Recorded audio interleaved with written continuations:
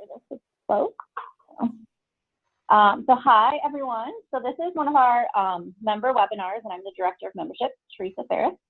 But for this webinar, we've invited some other folks to join us because we're really excited to share a new resource that we have that Cheryl has been working really hard on. So Cheryl is our Director for the Center for the Theology of Childhood. She's going to lead our webinar today, and so I'll let her take over in a minute. But while she's focusing on her content, I'll be checking the chat box and answering questions as I can, and then feeding those to Cheryl if it's something that you all want her to address in the webinar. That's kind of how we'll work today, and we're really excited to have so many folks on. So I'll let you kind of take over, Cheryl. Okay, thank you, Teresa. Welcome, everyone. As she said, I'm Cheryl Minor, and I'm the Director of the Center for the Theology of Childhood, which is the academic publishing arm of the Foundation. And one of my major projects in the last year has been to help launch this new resource, Stories of God at Home, a Godly Play Approach. Hopefully you've all had a chance to get a copy of this pretty blue book, and this is the resource that I'll be talking about today. Specifically, I'm going to be trying to give you some help and advice about how to perhaps introduce this resource to your families, either at your church or at your school, wherever it is that you serve, and particularly using chapter 3, which has the Easter story in it, to be used during the season of Lent.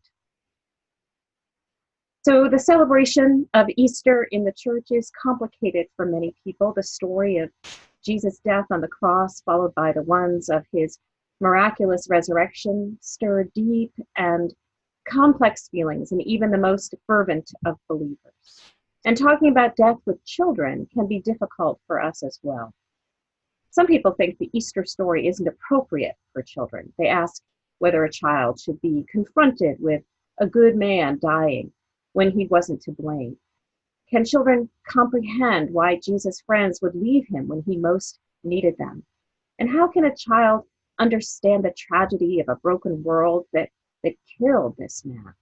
How can they believe that the story of Good Friday is actually good?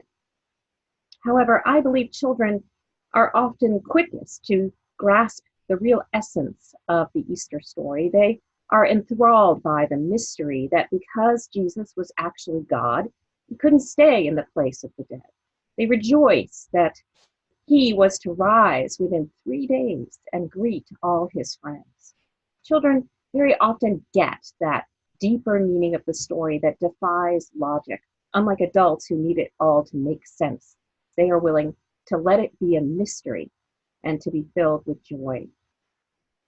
Jerome Berryman says sometimes, without fully realizing it, we try to avoid all the drama by turning Easter into pastel greeting cards, spring flowers, chocolate bunnies, and plastic eggs. All fun things that I always did with my children, for sure. But getting rid of the Easter stuff gets rid of Easter, really, because Easter is Jesus. It is his story. It's not a concept. So since we believe that Jesus is God, we have to wonder, why? Why did Jesus choose to die? He could have, of course, walked up in the hills and disappeared at any moment. Jerome writes, he believes that Jesus chose to die because he wants to give his life to show us how to transcend the life we feel confined in. That sounds big and deep and a little obtuse, which is generally Jerome's style. But let me see if I can unpack that a little bit for you. What confines us? What is he talking about? Well, it's those pesky existential limits we often talk about at a Godly Play core training. Those things that frame our lives, those things we can't get around just because we are human. All of us have to confront the limits of aloneness. We come into this world alone. Let's see, that might be a better angle. Now you can see more of me.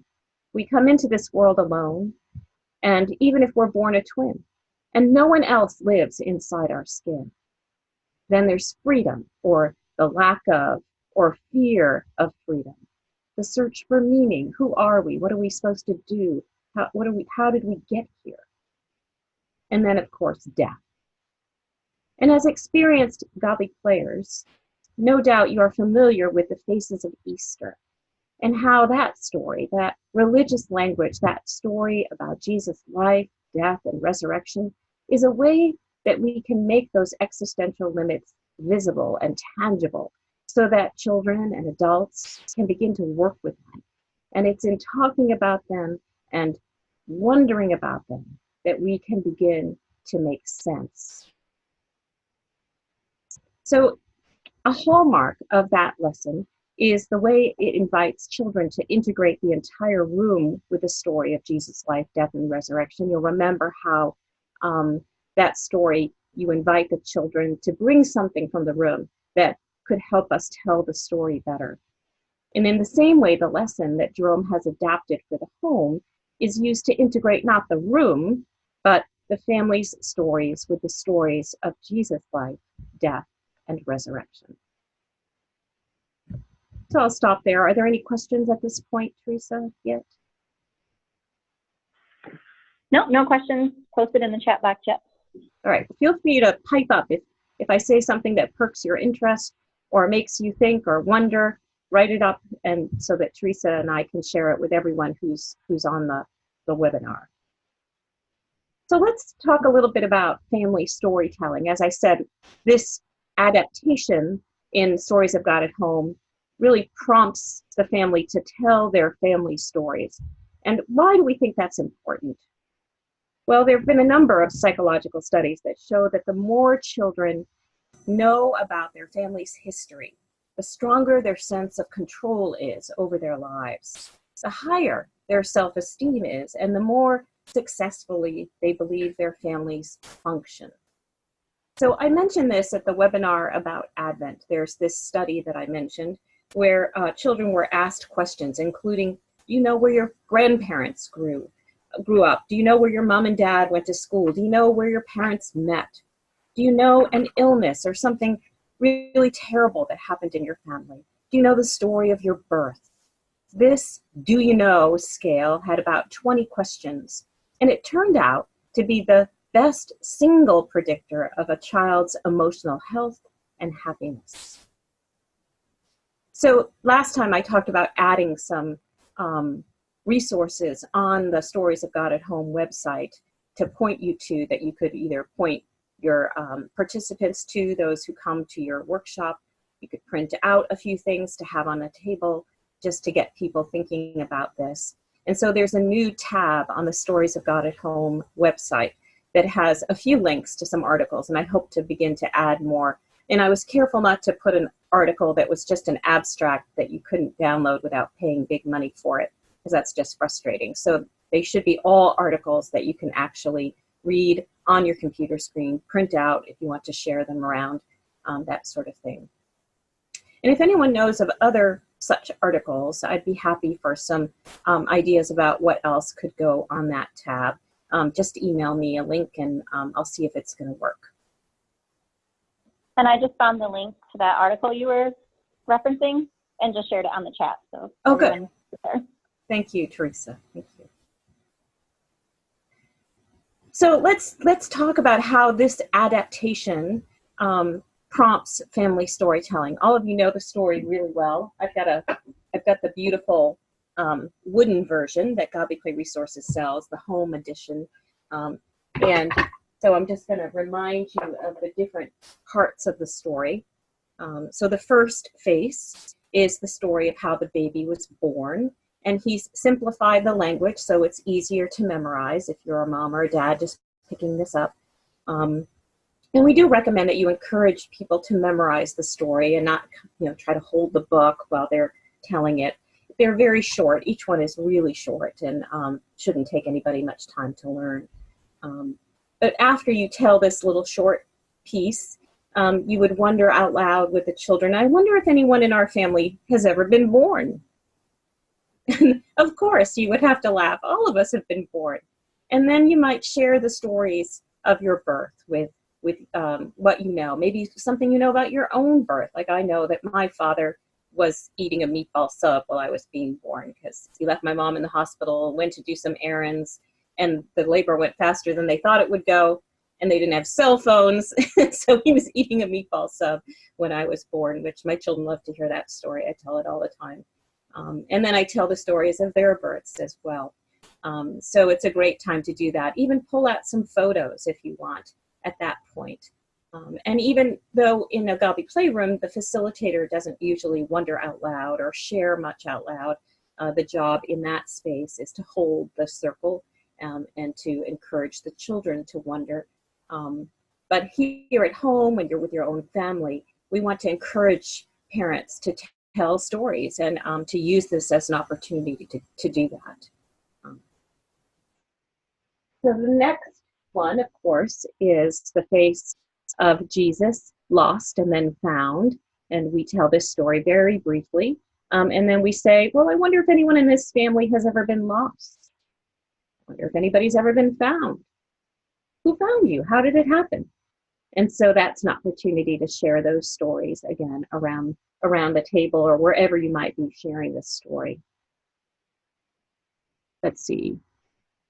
Heather said, in stories at home, are parents supposed to only look at the story like in Agape play? Well, I think that would be kind of artificial. If we're sitting at the table, you know, that's the most obvious place to sit and tell this story, maybe on a Sunday evening or another night during the week when the family is gathered at the table. So I think looking up would be fine as you're presenting it. And as I said, the scripts are so short. And so there's not much time for, you know, really shifting your focus when you're doing that kind of brief storytelling.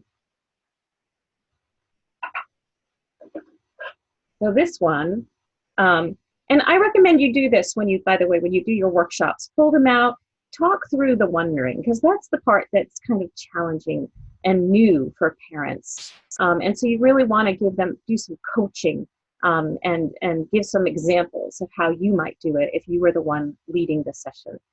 Tell some stories just to get people thinking about their own stories, about your own life and the things, the time maybe when you were lost and how did you find your way. And it's a chance to not just talk about, you know, you were lost driving to the mall, but you could talk about a time in your own life when you felt lost, when you weren't sure what to do next. And those are the kinds of stories you want to share as well. So this one is the baptism. And as you might guess, you would say, well, I wonder if anybody in our family has ever been baptized. I wonder what that wonderful day was like. And again, it's a great chance to pull out those photos and show the pictures, so, you know, the old black and whites of when you were baptized perhaps, and then the photos of when your child was baptized. And pull out, if you still have the dress that you had them wear, pull that out and let them look at it and imagine how small they must have been. Anyway, I wonder if you've ever been baptized. All right, this one is when Jesus goes into the desert to discover who he was and what his work was going to be. And when you tell this part, you'll say, I wonder if anyone in our family wondered about what their work was going to be. And that's a great opportunity to share with your children why you do what you do and what that journey has been like for you, and for your spouse or your partner to tell that story as well. And then to ask the children, what do they think their work is going to be? What they think their work is now as a child of God? What kind of work do they have to do right now? And so again, a chance to share those powerful and important identity stories with your children. All right, so then we have phase 5, when Jesus begins to do his work. And what is his work? His work is to come close to people, to heal them. And he told parables to help them enter the kingdom, God's kingdom. So in this one, Jerome suggests you say, I wonder if anyone in our family ever came close to God. What was that like? When are the times in your life when you felt close to God? Where were you? Were you sitting on the beach? Were you at the top of a mountain? Were you sitting in church? Were you in a special service, maybe on Christmas Eve when did you feel especially close to God? And wonder with your child about when that might have been for them.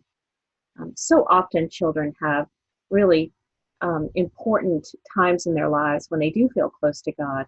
It could be in the darkness of their room at night. It might be when they're out in the backyard, sitting under a tree. They don't get the chance to tell those stories. They don't get the chance to verbalize them.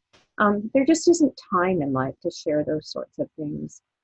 So this is an opportunity to ask them, well, tell me about that. And I wonder why that was a time when you were close to God. And if I always say to parents, if they're not sure, if they can't think of a time, that's okay.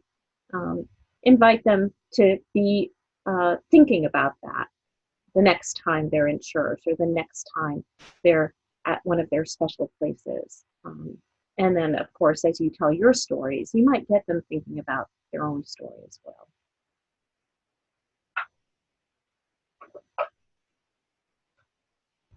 So then we have face number 6, which is the Holy Week face.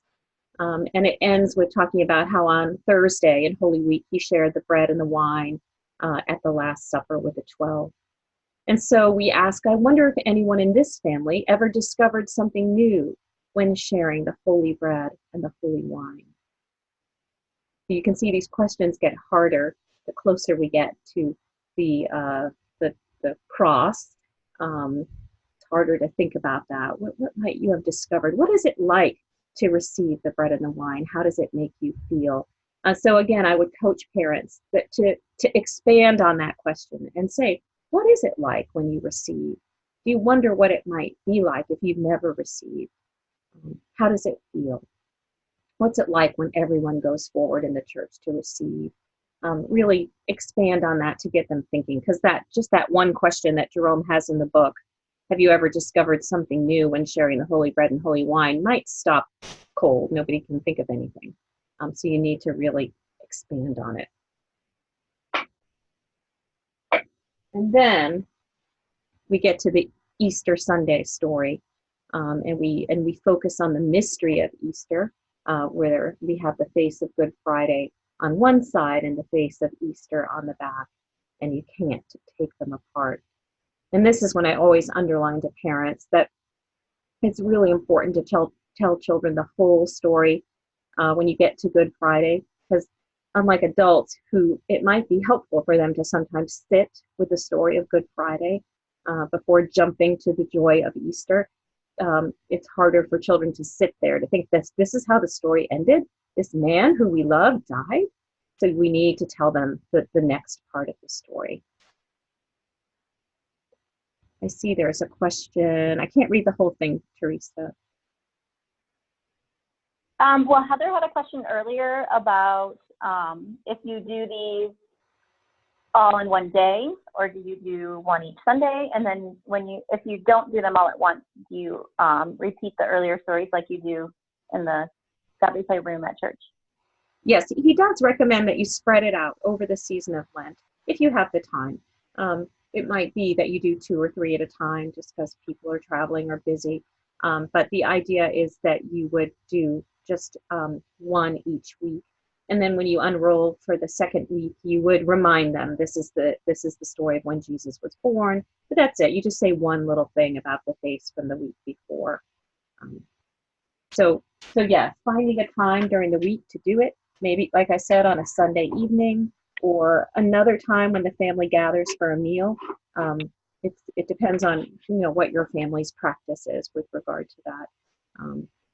But doing it at the table, I think, is one of the nicest ways to do it. And then here's a question from Jenny, advice on how to support and instill confidence in parents that are near the beginning of their own spiritual journey, perhaps not confident in their knowledge of Scripture. Well, one of the magic things about Godly Play, right, is that we just don't have to have any of the answers. We can just say, I wonder. So encouraging that with them, that this isn't about standing up and presenting your theology of the cross to your child. It's simply telling the story and then wondering. And Yes, talking about these things can be scary for parents. They want to give it to the experts. Say, you deal with this. And I'm not going to talk about this because I'm afraid that I won't say the right things. So I always encourage folks to just think about it as a chance to wonder out loud with their children. I wonder why it happened that way. I wish I understood it better. I wonder if we'll ever know. Those sorts of things. Just encourage the child to be okay with the question. That is the goal. So hopefully that would help a mom or a dad. Also letting them know that there are lots of tools on the Stories of God at Home website that they can look at to get to feel more confident in the storytelling. Linda Clapp, some of you know Linda. She was the storyteller in our demonstration video, and she really did a lovely job leading the children through it. And they weren't even her children; they were kids she knew from her church. But it was, it will hopefully instill some confidence as they see how really quite simple it is and not complex.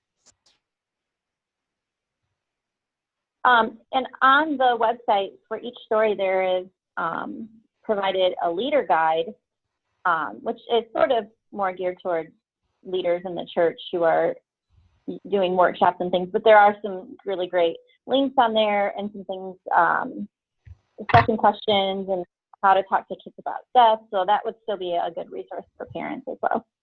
Yeah, I'm gonna let's look at the website for a minute. I'm gonna share my screen with you so you won't see me anymore, I don't think.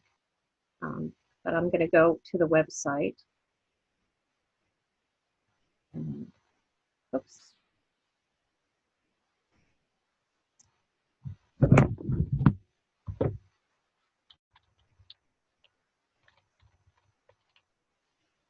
There we go. Stories of God at Home.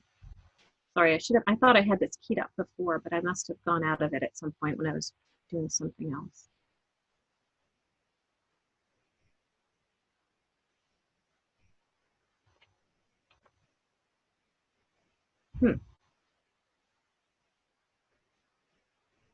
Here it comes. There it is. All right. So here's the website. So the guides that she was talking about are under resources for leaders in churches and schools. So if you click on that, you'll see a list of all the guides for each of the chapters. And the Easter guide is the one you want for this particular one. And it looks like this. Can you see? I don't know if you can still see me. Can you see me, Teresa? I can see you, but I'm not sure if the Oh, okay. You. They're not. Yeah, they can see you. They can? Okay. Yeah. I don't know why my computer is kind of going slow. It might be because I have this Zoom open, so it's acting a little bit wonky. I want to show it on the screen. Let's see if I can. I think it's opening it up. So here's the Easter guide. It includes on the first page just some suggested uses for this lesson, when you might use it, suggested intergenerational event, and see, it's just not opening. I don't know. I think it's running slow because of Zoom. Oh, there it is. And then there's a little sidebar about talking to children about death, and you might use that as one of the ways that you help coach parents who are a little bit nervous about being the one that tells this story to the children and not the religious professional. And there's some discussion question suggestions for you to use when you gather with your little group of parents. And then the back, the reverse side, it's a two-page document. Could be used as a handout that you give to parents. It has a little blurb about wondering, what that might feel like and what that's like when you wonder. It points them to the resource on the right side. You'll see that over here. And then at the bottom of the page, there's a little bit about how to learn the story and why you might want to take the time to learn the story. Some very practical suggestions there. So that's an important resource. You can, like I said, use that as a handout. I maybe wouldn't hand out the first page, but the second page for sure. Right. So we're going to go back. to the website, and I'll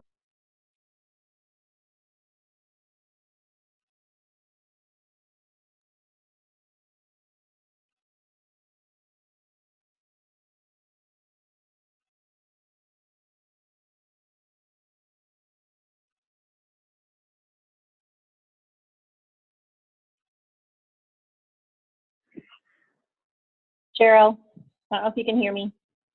You're muted.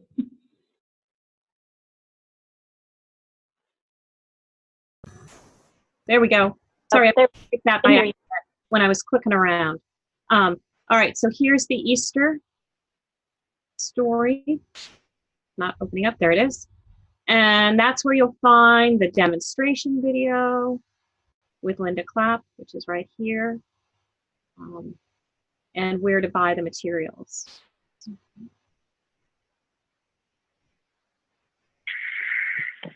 All right, so let's talk a little bit about the workshop now. I'm going to come back to not sharing the screen. Stop share. So while you're looking for that, Kathleen had a question about buying materials for the church instead of individual families buying them. And there is a bulk discount on the resources site for the do-it-yourself kits. See if I can find that. And I'll share the link with you, Kathleen, in the chat when I can find it. But we do, the more you buy, the cheaper it is. So if you know that you want to buy a lot, then it would make sense to purchase it through the church and get that discount. Okay. So the workshop, if you're going to do a workshop on a Saturday, you have a little bit more time, and you can plan on spending some time actually making the stories if you buy the DIY kits. I actually, when I did it in Advent, I did it on a Saturday morning and had about 2.5 hours with people. So I spent some time introducing them to the resource, kind of the concepts behind telling family stories, weaving family stories with stories of God, just like I did with all of you today. And then I showed them the introductory video, and then we watched the demonstration video and did some conversation around that, some coaching around the wondering in particular. And then we put together the DIY kits. So this time for Lent, I'm going to do it on a Sunday morning. And so I won't have time to put together the DIY kits. So I'll just send them home with what they need to assemble the kit when they get home. So we put out a MailChimp that had kind of a list of things that you need if you're going to do the DIY kits. And I met with Teresa at Gabi Clay Resources, not Teresa Ferris, but and she gave me some great advice about what to do in terms of cutting felt and all the rest. So when you order a DIY kit from Gabi Clay Resources, it looks like this. You'll get it in a plastic bag. And it has some instructions inside about how to make the kit. And it includes the colored copies of the story, which you can use your paper cutter. You have one like this, paper cutter, to trim. And then you'll want to have a laminator nearby warmed up so that you can laminate them. So we recommend that you trim them first so that you get a nice seal on them on your laminator. You can probably fit 2 of these in one laminating pouch. So each person would need 4 laminating pouches to make it work. Okay. And remember, when you get to the last one, you want to put these back to back so that they have the face of Good Friday on one side and the face of Easter on the other. That's the only tricky thing to remember when you're doing your laminating. So in addition to that, you'll get a box, just a cardboard box that's folded flat like this, and you can put it together, and there are instructions about how to do that.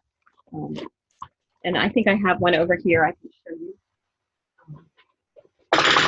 So they just look like this. Obviously, they're not as gorgeous as the wooden boxes that they sell, but they're very useful.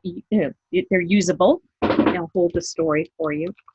And they won't send you the felt, but they will send you the little popsicle sticks that you use to separate the different sections.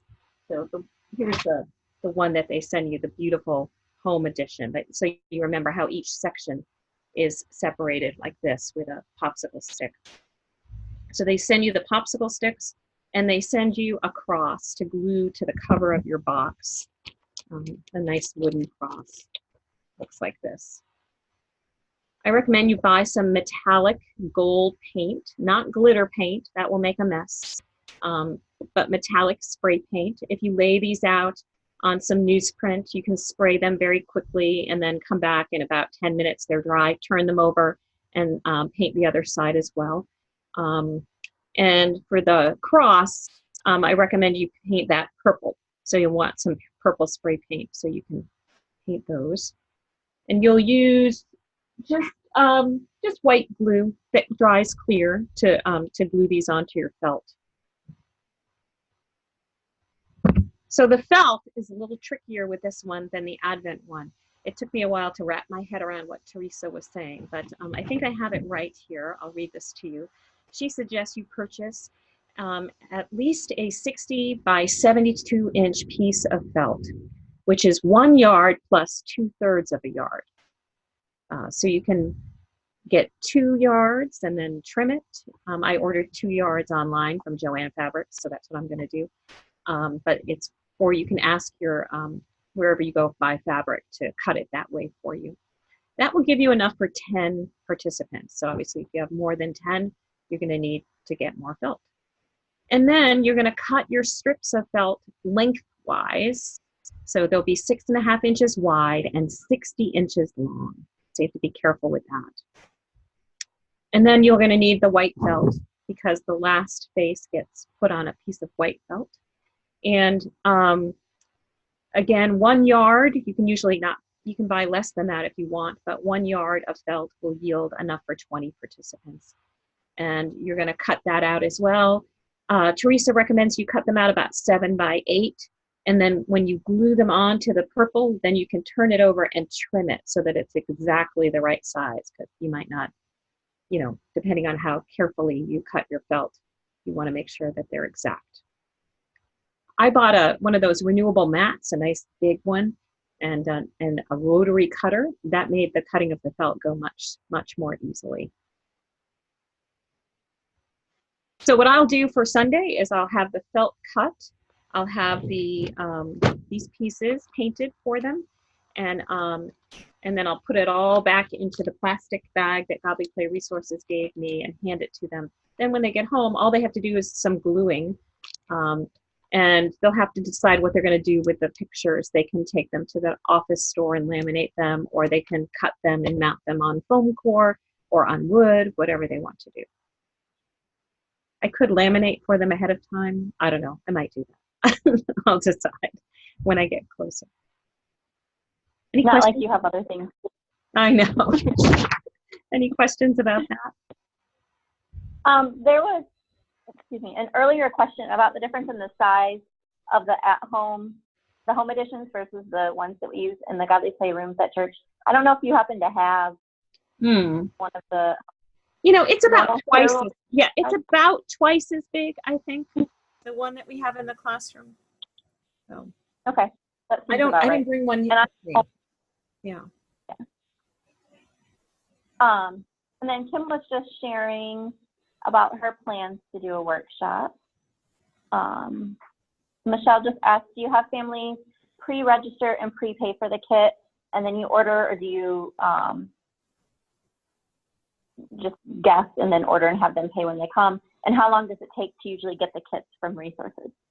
It's very quick. I just ordered 10 from them last, I think Friday, and I had it, or maybe Thursday I ordered it, and I had it Monday.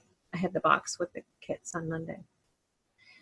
You know, it depends on the culture of your parish, so I can't really give you advice with regard to that. Nobody signs up for anything here in Belmont, so I always just have to kind of guess. So I ordered 10 kits, and we'll see how many stay after for church to do it. If I have more than 10 people, then I will order more and promise to give it to them the next week or something.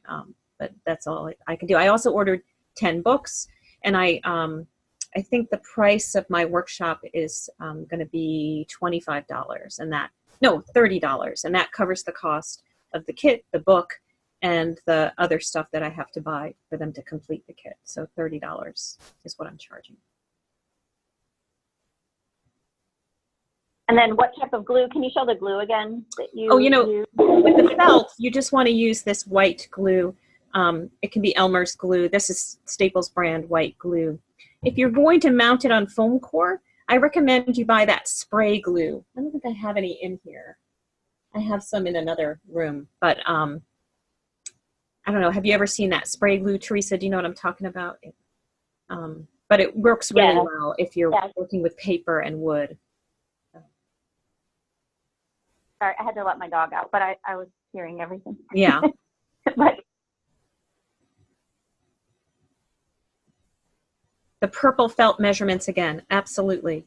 I will give them to you. So Teresa at Godly Play Resources says you should buy at least a 60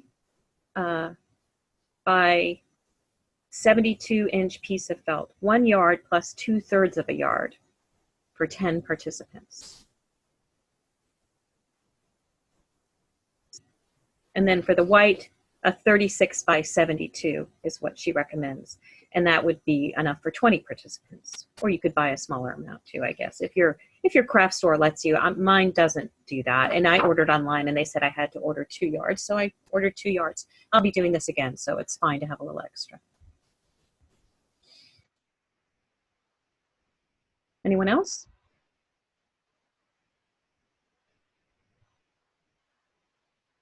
They might be hearing it Sunday morning, depending on the year. This year, my children are going to be working with the greatest parable during Lent, so they won't be working with this story at home. But it'll be different in the room, right? Because the focus in the room is integrating the other lessons that are on the shelves with the story of Jesus' life, death, and resurrection.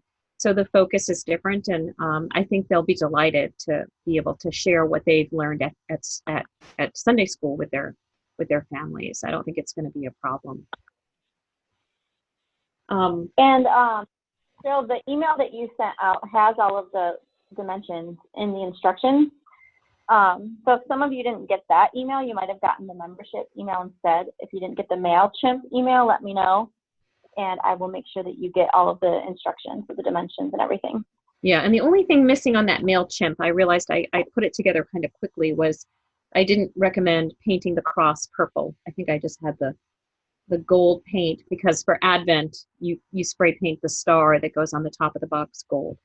But you'll need some purple spray paint as well.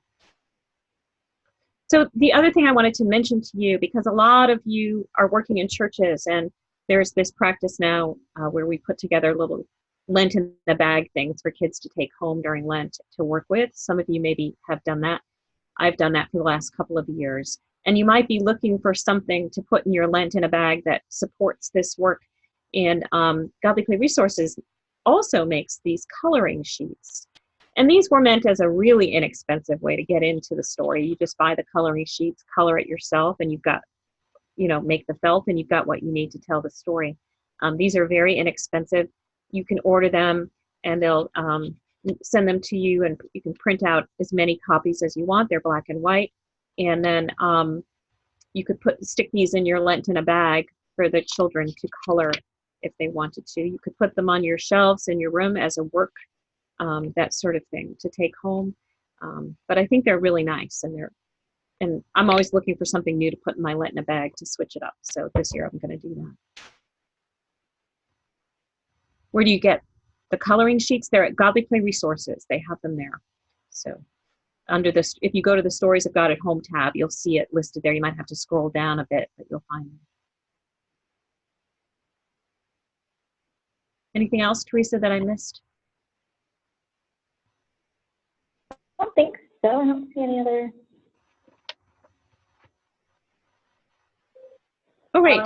Could the cross on the box be white? Someone asked.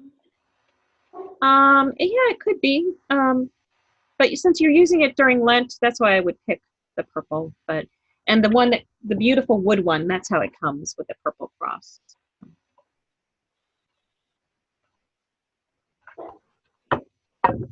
Well, I wanted to also ask if there was anybody on the call who, oh, what else do you typically include in your Lent in a bag? I see.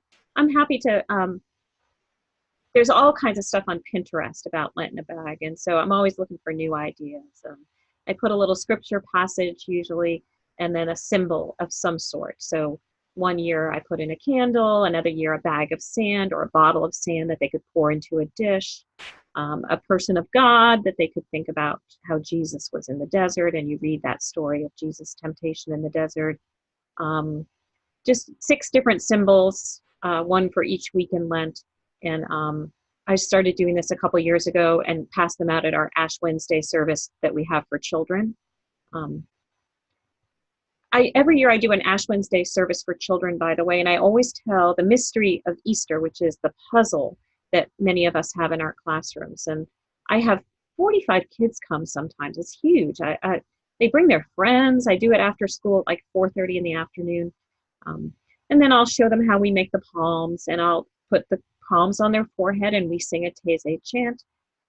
It's very simple. It takes about a half an hour, and then I send them all home with, each family gets a bag with the Lent in the bag.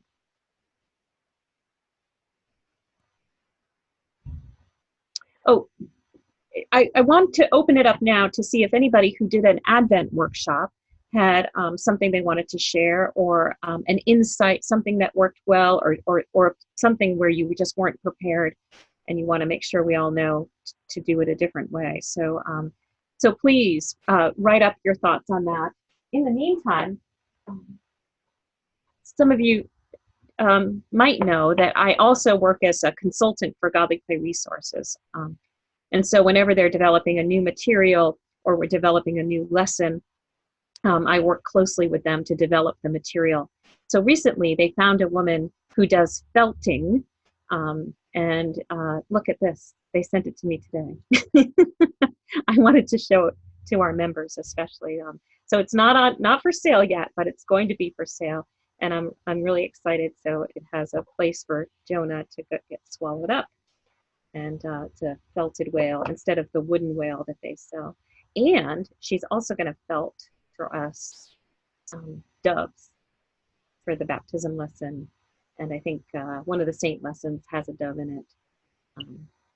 So very exciting. I just got it in the mail. Oh. So cute. All right. What else is coming up? Gregory asked if you could share an outline for the Ash Wednesday with the kids you just described. Was that sure. The whole? Well, actually, you know where you can find something about it is in volume 4 of the Complete Guide to Godly Play. I'm pulling it off my shelf. Here it is, volume 4. And in the lesson on the mystery of Easter, I've written it up. So you'll find it there if you own that book.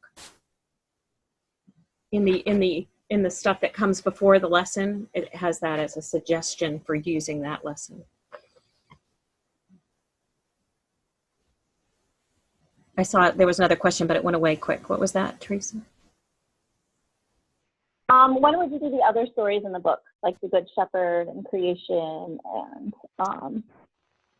yeah, you know, the Good Shepherd, you could do it any time during the year, really.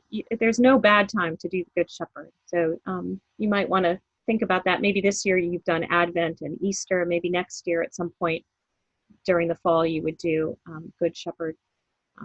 And you can also, creation is a great one to do in the spring, just before people kind of are heading out on summer vacations and their adventures. And that's when I would do creation.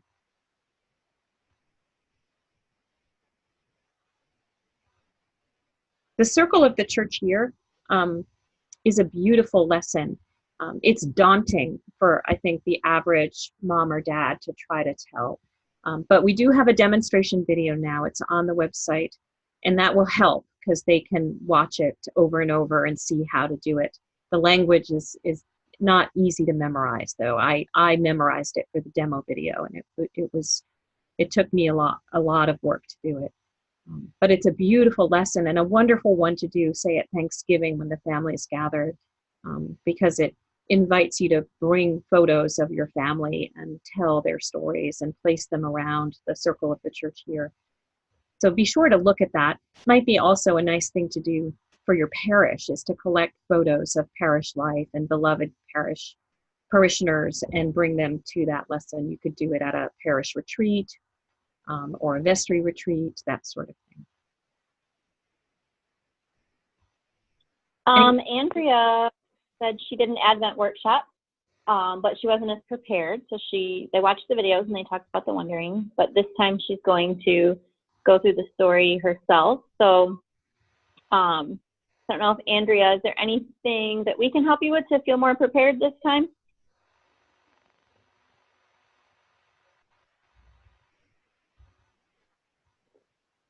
She might be typing something. But I know Andrea's from New York area, I think, Manhattan. She just said Cheryl did a great job, so she's feeling good. Does the Volume 4 book share items to put in the Lent bag that you suggested? The symbols? No, it has the Ash Wednesday service outline. So Lent in a bag, if you Google Lent in a bag, there's, like I said, there's so kinds of stuff on Pinterest about it. And that's what I do every year, just to get some ideas. And because I try to switch it up, because the same kids come every year, and I don't want to have the same items in the bag each year. Last year, I think I had some seeds, and they could plant some grass in a small container. This year, I'm going to have some rocks, and I ordered a bunch of scallop shells. Couldn't think of the name of the shell. Scallop shells, and we're going to do some wondering about baptism in there. So it's just every year I try to do different stuff, and I put together a little handout that goes inside the bag that has the suggestions, a scripture reading, and some wondering questions that go with each object. And the key to wondering questions, a lot of people like to write their own godly place stories, and you always know it's not written by Jerome, often by the wondering questions, because a wondering is a question that you don't know the answer to. So be careful with your wondering questions. If you're pulling for a fact or a particular sentiment, then it's not a wondering. It's a different kind of teaching. So an authentic wondering is a question you don't know the answer to.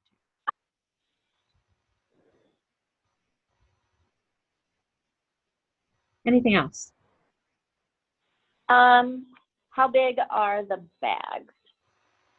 I think they're talking about the bag. Oh, the Lent in a bag. I just get a gift size bag. The medium size ones usually work the best. I don't want to be too small. Okay. So not tiny. Yeah. And I order them online, just plain paper ones. I found today, I should put a link to this on the Facebook page. I found a place where you could get them printed. So I was able to put Lent in a Bag 2019, All Saints Church Belmont, on the bag, pre-printed. Last year I put stickers on them, and that was fine. But I thought, I can pre-print them.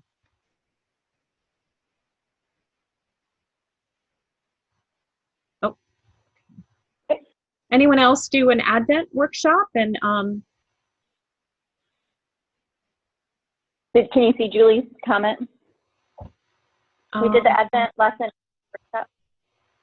I don't see it. Read it to me. Okay, I'll read it. We did the Advent lesson at a workshop with parents and children present to make their kits together.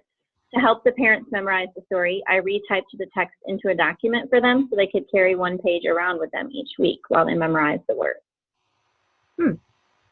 That's a nice idea. A very nice idea. Yeah, do you feel that a lot of parents get overwhelmed with thinking about trying to memorize the stories? Well, I think people do. Whenever you are telling them they have to memorize something, they get nervous and scared. So yeah, that is a big hurdle for people to get over. So that's why I made a point of putting something on that handout about how would you learn the story. It's been years maybe since they had to memorize something, and so that's a hurdle for them for sure. And most of you are more familiar with the stories out of the volumes that we use in the Godly Play rooms. But these stories, I think Cheryl mentioned it earlier, but just to say again, they are shorter, the at-home stories. So they're not as overwhelming as someone who's doing it at church, learning the story to tell at church. Yeah, I mean, you could look at it while you were cooking dinner and learn it and be ready to tell it after dinner. I mean, they're really, really short. It's nothing like the stories we learn for the classroom.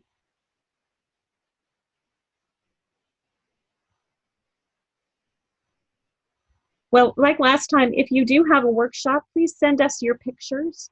I think it was Kim Messenger who actually got a picture the day after the workshop of some kids using the DIY kit at home. It was precious. So we'd love to see that as well, the kits being used at home. And we'll put them up on the Stories of God at Home website and link to the Godly Play. I mean, not the website, the Facebook page and so forth. And be sure to like us on the Facebook page. I try to put things up on there. I've been a little bit lax in doing that lately, just busy times here at church with annual meetings and all the rest. But I'll get back to putting resources up there regularly. Well, thank you everyone for coming. Unless there are other questions, let me see. Thank you for I see some people have put some links to articles. Those are great. Well, Teresa can pass those on to me, and I'll be sure to add them to the website.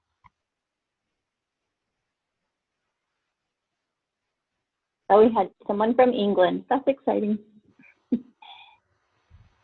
Yeah, so okay, well, I shared Cheryl's Stories of God at Home, that email address, so that if you have questions or you're doing a workshop, that's the best place to email her. You can always email me and I'll make sure that she gets it if that's easier for you. Lots of ways for you to get in touch with us and to get support.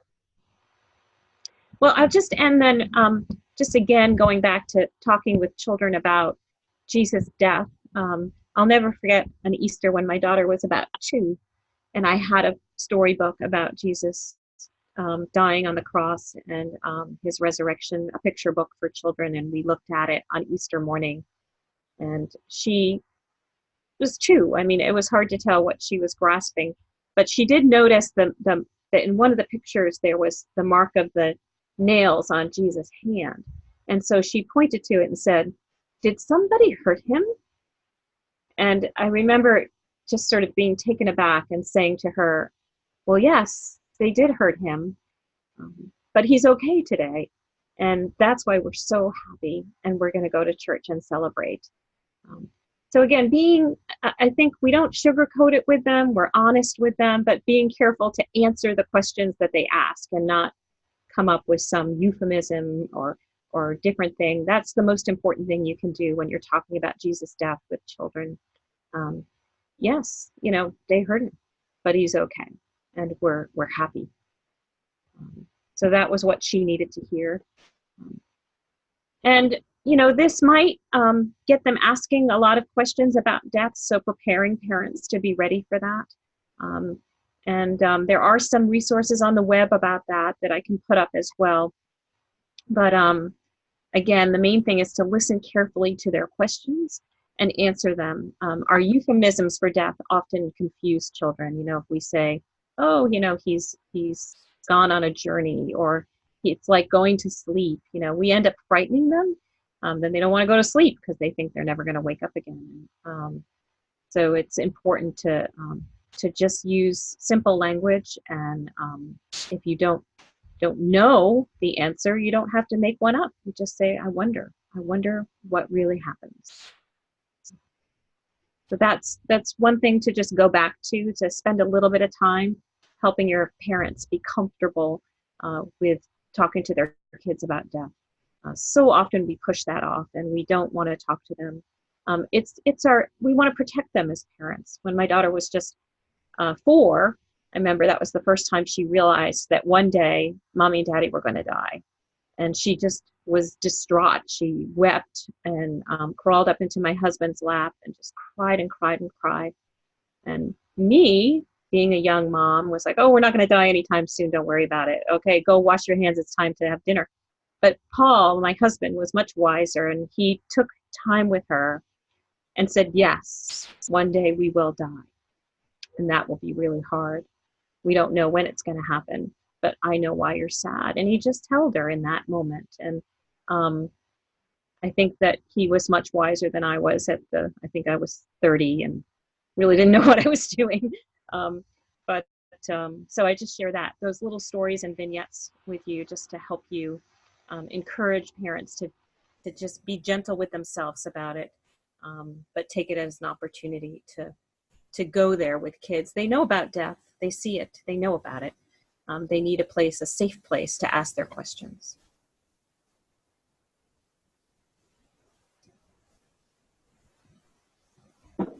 Okay. Thank you.